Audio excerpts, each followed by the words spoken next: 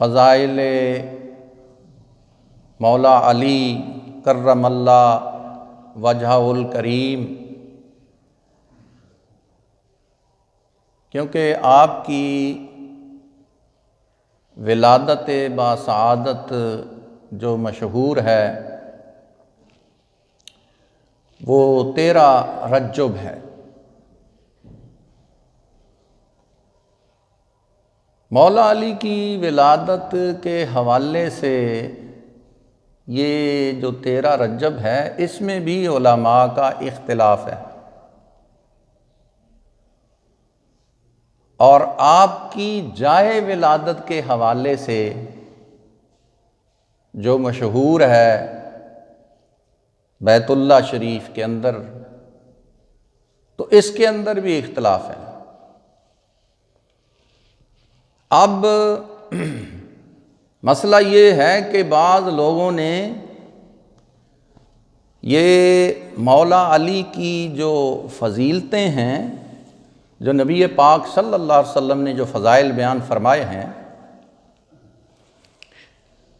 یہ ہمیں سمجھنا چاہیے کہ ہمارے دین کے اندر جو حجت ہوتی ہے وہ ہے قرآن کی آیات۔ اگر قرآن میں کوئی مسئلہ نہیں ہے، یا مسئلہ تو ہوتا ہے قرآن میں سب مسائل موجود ہیں، اس کی تشریح جو ہے نبی پاک صلی اللہ علیہ وسلم اپنی حدیث سے فرماتے ہیں۔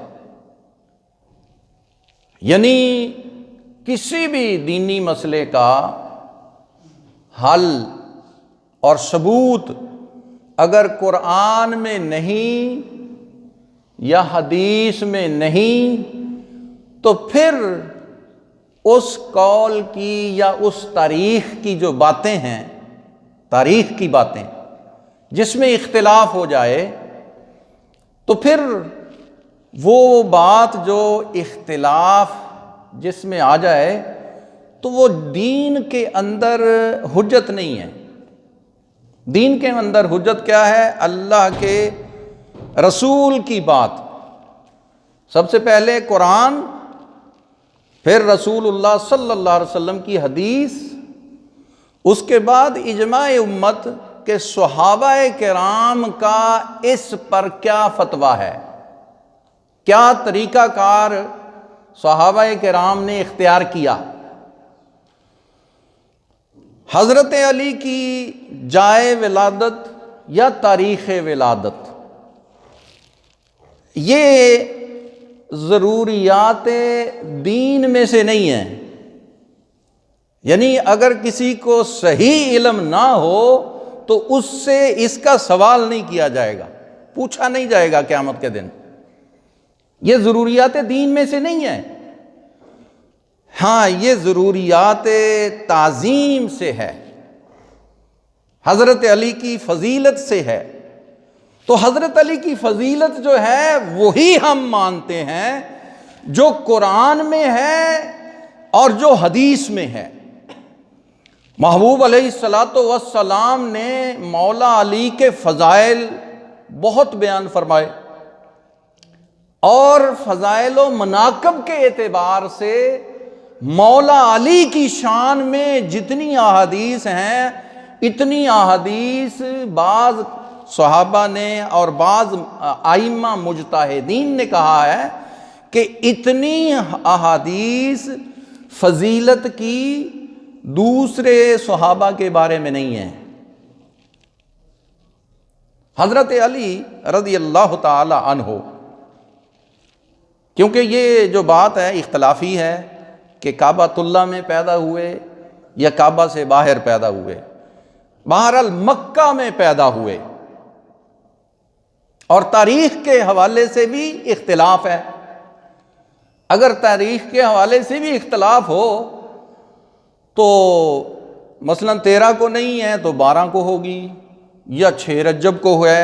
بہرحال مہینے کے حوالے سے علماء نے اتفاق کیا ہے کہ مہینہ رجب کا ہے، مہینہ رجب کا ہے، کعبۃ اللہ کے اندر ہے یا باہر ہے۔ تو اس کا حوالہ کوئی صحیح حدیث سے نہیں ملتا، اس لیے اور یہ جو ولادت بسعادت ہے جہاں بھی ہوئی ہے تو اس کا تعلق جو ہے حدیث میں کہیں بھی ولادت کے حوالے سے یا صحابہ کرام کے اجماع میں سے، یعنی تمام صحابہ نے اکٹھا ہو کر یہ نہیں کہیں بیان کیا کہ کعبۃ اللہ میں اگر کوئی پیدا ہوگا تو اس کی فضیلت سب سے بڑھ جائے گی۔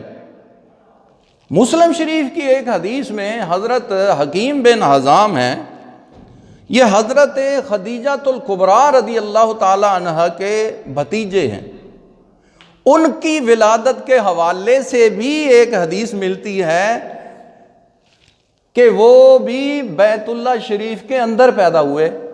کیسے؟ کیونکہ اس وقت یہ بیت اللہ شریف کا دروازہ ہر وقت کھلا رہتا تھا، اور جو بی بی صاحبہ ہیں تو ان کو یعنی ضرورت پیش آئی جس وقت، اس وقت وہ طواف کر رہی تھیں۔ ان کے حوالے سے بھی ایک حدیث جو ہے، جو قول ملتے ہیں کہ حضرت علی کرم اللہ وجہ الکریم، آپ کی والدہ طواف کر رہی تھیں اس وقت وہاں پر، تو ضرورت پیش آ گئی، تو پردے کے پیش نظر جو وہاں کی قریب کی عورتیں تھیں انہوں نے ان کو اندر یعنی بیت اللہ شریف کے اندر لے گئی، تو وہاں ولادت ہو سکتی ہے، اللہ رب العالمین کا ایک نظام ہے۔ لیکن اس حوالے سے قرآن کریم کے اندر کہیں ذکر نہیں ہے اور حدیث پاک میں بھی کہیں ذکر نہیں ہے، اور پھر صحابہ کرام کا بھی کوئی قول نہیں ملتا، کوئی قوی قول نہیں ملتا۔ ہاں، جو مولا علی کی دوسری فضیلتیں جو نبی پاک صلی اللہ علیہ وسلم نے بیان کی ہیں، قرآن میں آپ کے تعریفیں جو بیان ہوئی ہیں، وہ اپنی جگہ وہ مسلم ہے۔ محبوب علیہ السلام نے ایک حدیث مبارکہ میں ارشاد فرمایا، اچھا یہ جو دو باتیں میں نے عرض کی ہیں، تاریخ ولادت اور جائے ولادت، اس کے بارے میں خاموش رہنا چاہیے، تنازع نہیں کرنا چاہیے، لڑنا نہیں چاہیے، کیونکہ جس بات کا کوئی ثبوت نہ ملے، ثبوت کون سا؟ قرآن سے یا حدیث سے یا صحابہ کے اجماع سے؟ ثبوت عام ہی ہر بندہ کہہ دے بھی یہ ہو گیا وہ ہو گیا، نہیں، وہ ثبوت نہیں ہوتا۔ دین اسلام کے اندر حجت پہلے بھی میں نے عرض کیا ہے کون سی باتیں ہیں، کون سی چیزیں ہیں؟ کتاب اللہ، قرآن کریم، سنت رسول اللہ صلی اللہ علیہ وسلم کا فرمان اور آپ کی سنت، اجماع امت، صحابہ کرام کا اکٹھا ہو جانا کسی فیصلے پر، اس کے بعد آخر میں ہے قیاس، جس کو اجتہاد بھی کہتے ہیں، اور یہ علماء کے حق میں آیا ہے۔ اجتہاد اور قیاس اب تک موجود ہے، یہ وہ علماء کر سکتے ہیں جو قرآن، حدیث اور اجماع امت کے ماہر ہوں، متباہر علم ہو ان کا، قرآن حدیث اور متقی پرہیزگار عادل ہوں۔ بات سمجھ میں آ رہی ہے؟ ہر بندہ ہی اٹھ کے فیصلہ نہیں کر سکتا، اس لیے اس دو باتوں میں اختلاف چونکہ بہت زیادہ ہے، خاموش رہنا چاہیے۔ مولا علی کی جو شان اور عظمت نبی پاک صلی اللہ علیہ وسلم نے جو فضائل بیان کیے ہیں، ہم ان کو دل و جان سے مانتے ہیں اور ان کا اتنا ہی ادب اور احترام کرتے ہیں جس طرح اللہ اور اس کے رسول نے فرمایا۔ نبی پاک صلی اللہ علیہ وسلم نے ارشاد فرمایا، علی منی وانا من علی، کہ علی مجھ سے ہے اور میں علی سے ہوں۔ یہ دیکھیں، یہ حدیث ہے، لیکن کعبۃ اللہ کے اندر ولادت کے حوالے سے کوئی حدیث نہیں ہے، اگر ہیں تو وہ ضعیف ترین حدیثیں ہیں، اس میں چونکہ اختلاف ہوتا ہے، جس میں ضعف پایا جاتا ہے، تو ہم نے محبوب علیہ الصلوۃ والسلام کے حکم کو ماننا ہے، قول کو ماننا ہے، اللہ کے کتاب کو، اللہ کے حکم کو ماننا ہے۔ اس کے علاوہ جو باتیں ہیں ان کے اندر چونکہ اختلاف ہوتا ہے اس کے اوپر خاموش رہنا چاہیے۔ اہل سنت و جماعت کا یہی عقیدہ ہے۔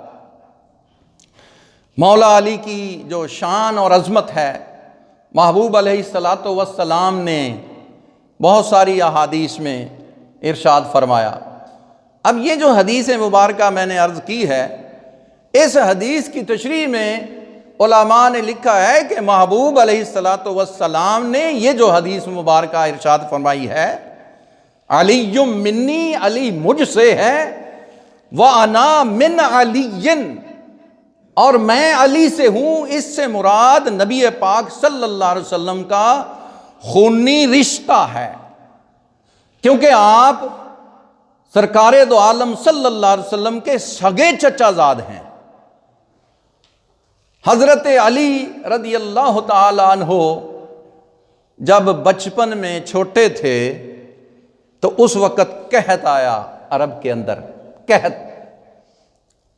غالباً حضرت علی کی عمر جو ہے 2 سال یا 4 سال تھی یا 5 سال ہوگی، اس میں بھی اختلاف ہے، مختلف روایات ہیں۔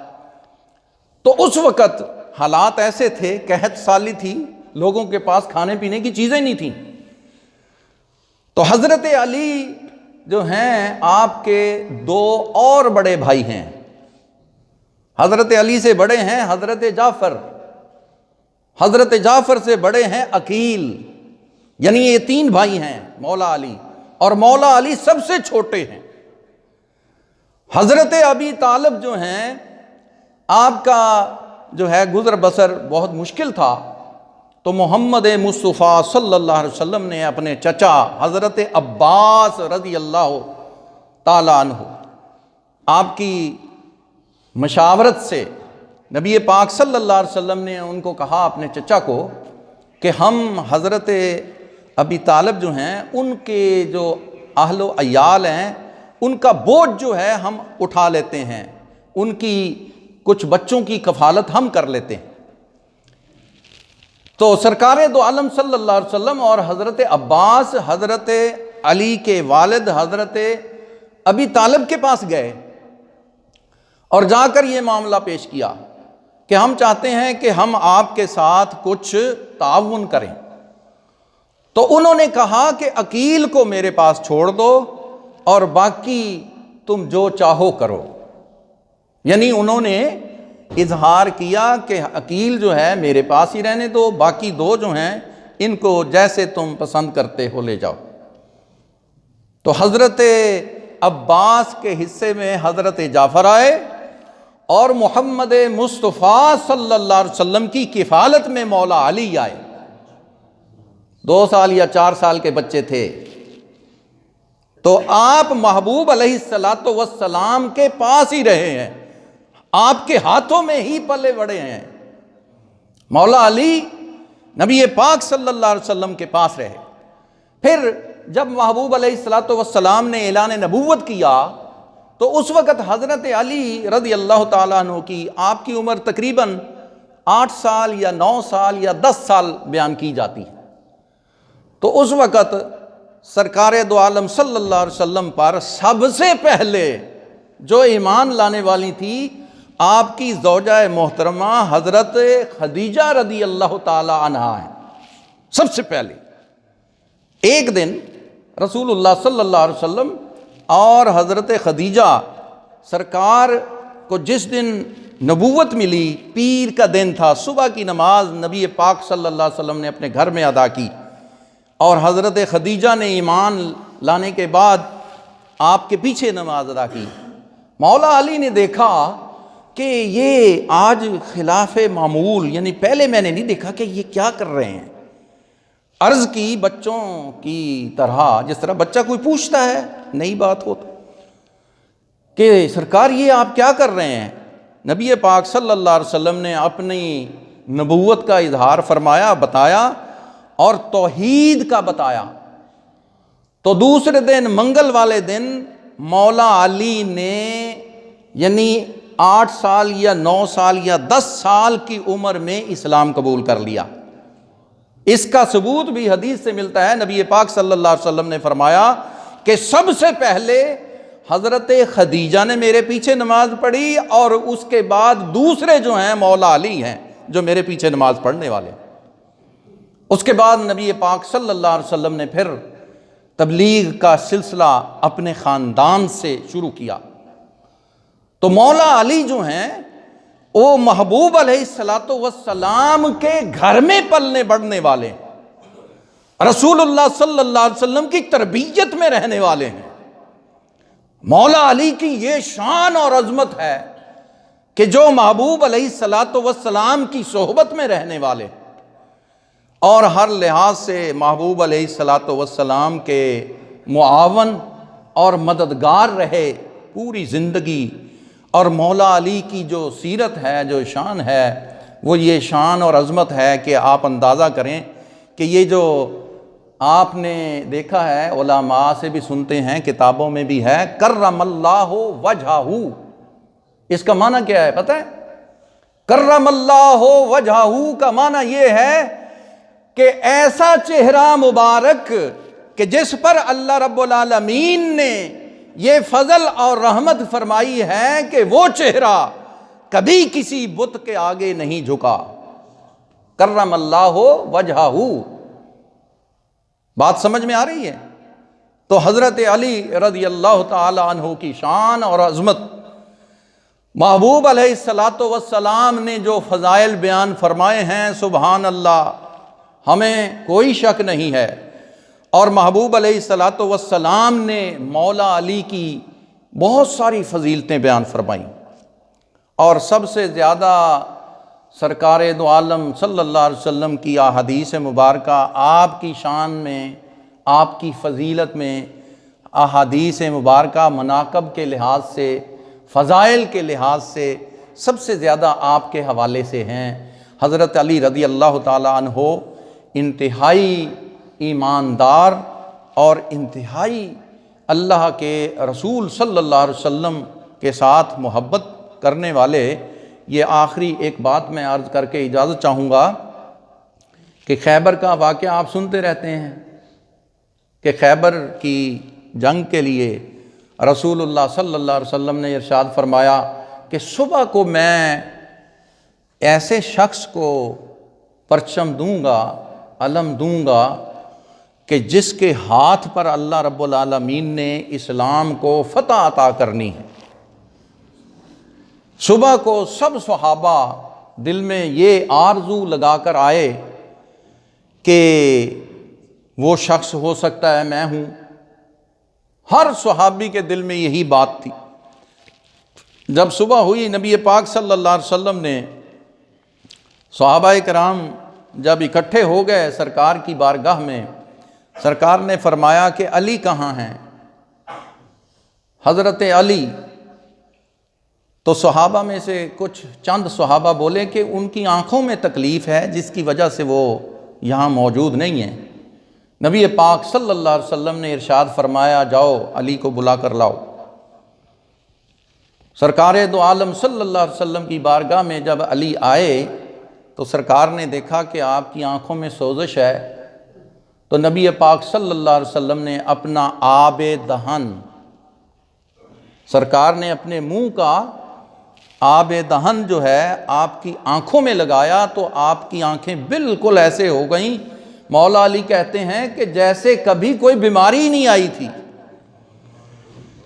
جب آنکھیں درست ہو گئیں تو محبوب علیہ السلام نے آپ کو پرچم دیا اور آپ کے خیر کے لیے دعا فرمائی، اور صحابہ کو بشارت پہلے ہی دے دی تھی سرکار نے کہ صبح اس شخص کو میں پرچم دوں گا جو محب رسول بھی ہے اور محبوب رسول بھی ہے، جو محب اللہ بھی ہے اور محبوب اللہ بھی ہے، جو اللہ سے محبت بھی رکھتا ہے اور اللہ اس سے محبت رکھتا ہے۔